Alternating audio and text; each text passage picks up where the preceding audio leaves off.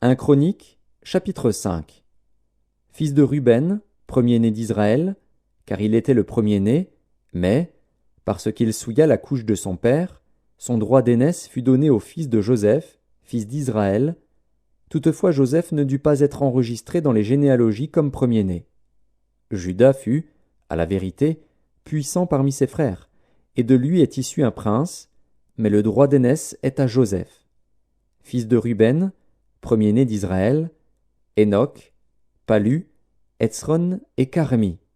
Fils de Joël, Shemaéja, son fils, Gog, son fils, Shimei, son fils, Miché, son fils, Réaja, son fils, Baal, son fils, Béhéra, son fils, que Tilgat-Pilnézer, roi d'Assyrie, emmena captif.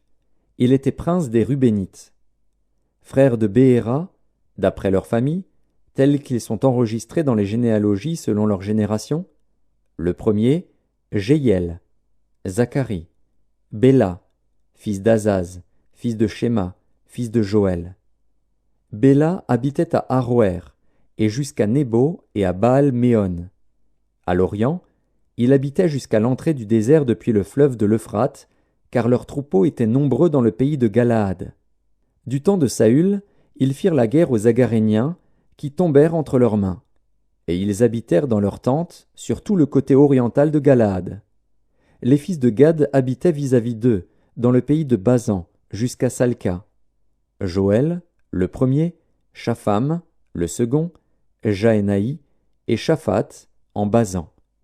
Leurs frères, d'après les maisons de leur père, Mikaël, Meshulam, Sheba, Joraï, Jaékan, Zia et Héber, 7.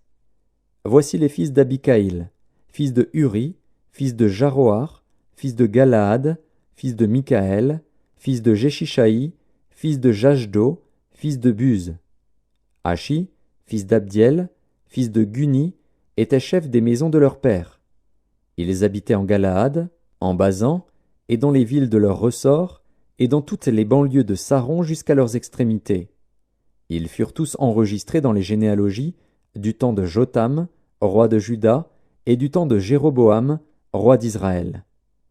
Les fils de Ruben, les Gadites et la demi-tribu de Manassé avaient de vaillants hommes, portant le bouclier et l'épée, tirant de l'arc, et exercés à la guerre, au nombre de 44 760, en état d'aller à l'armée.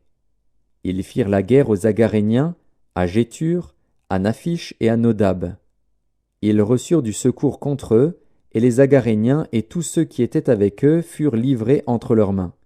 Car, pendant le combat, ils avaient crié à Dieu, qui les exauça, parce qu'ils s'étaient confiés en lui. Ils prirent leurs troupeaux, 50 000 chameaux, 250 000 brebis, 2 000 ânes et 100 000 personnes. Car il y eut beaucoup de morts, parce que le combat venait de Dieu. Et ils s'établirent à leur place jusqu'au temps où ils furent emmenés captifs.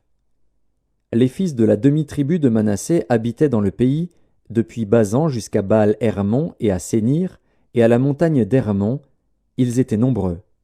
Voici les chefs des maisons de leur père: Épher, Jishéi, Éliel, Azriel, Jérémie, Hodavia et Jagdiel, vaillants hommes, gens de renom, chefs des maisons de leur père. Mais ils péchèrent contre le Dieu de leur père, et ils se prostituèrent après les dieux des peuples du pays, que Dieu avait détruits devant eux. Le Dieu d'Israël excita l'esprit de Pul, roi d'Assyrie, et l'esprit de Tilgat-Pilnézer, roi d'Assyrie, et Tilgat-Pilnézer emmena captifs les Rubénites, les Gadites et la demi-tribu de Manassé, et il les conduisit à Chalar, à Kabor, à Hara et au fleuve de Gozan, où ils sont demeurés jusqu'à ce jour.